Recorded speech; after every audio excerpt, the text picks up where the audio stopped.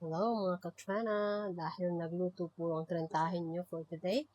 So meron po tayong leftover talaga. Itong used oil from our steak. Pwede na yan. Pwede na yan. Tama na. Sure. And ito pong rice natin, fried rice natin. So, ganito akong mag-fried rice. So, using my hand, syempre malinis, diba? I-mash ko ng ganun yung rice sa rice cooker pa lang. And then, lalagyan ko ng egg. And then, ng salt at pepper. Para diretso na lang.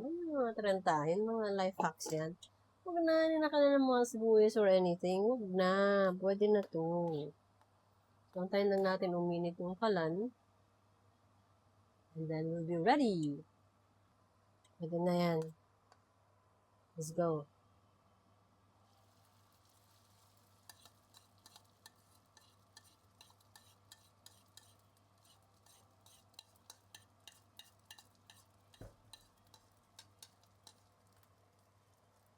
Okay.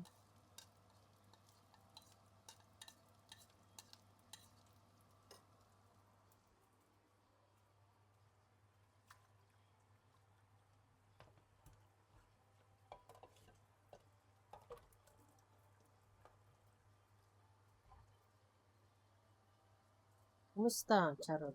Pinalimutan.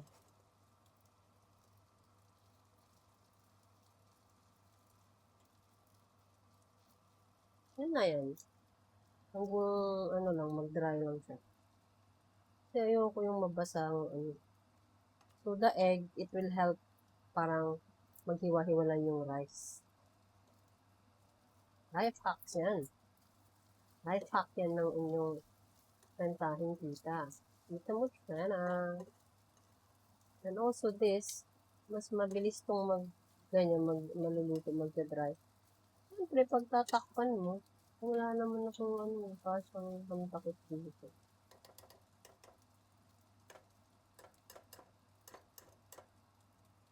Oh, hindi kasya. Sige na, pagkasyahin natin. Kumustahin naman natin, chart. Tao. Lo. Wait lang. Sayang naman.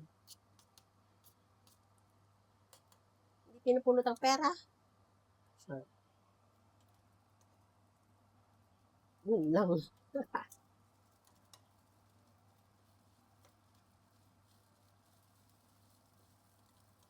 Naging islog. Chart.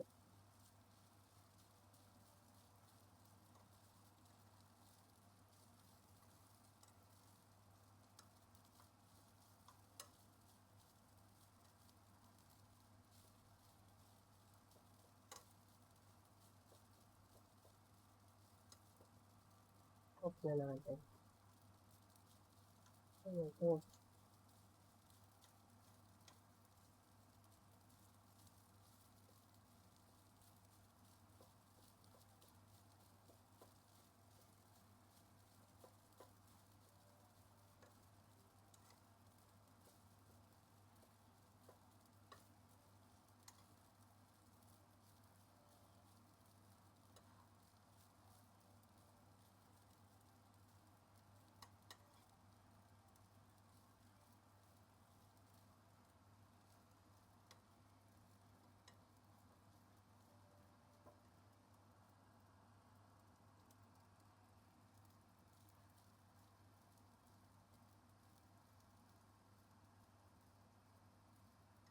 Ano siya?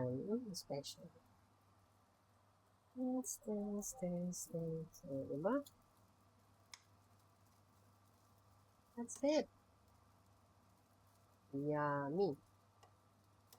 Isang close-up look naman dyan. Tcharan! Ay. Oh, diba? Small fried rice. Small. Tara.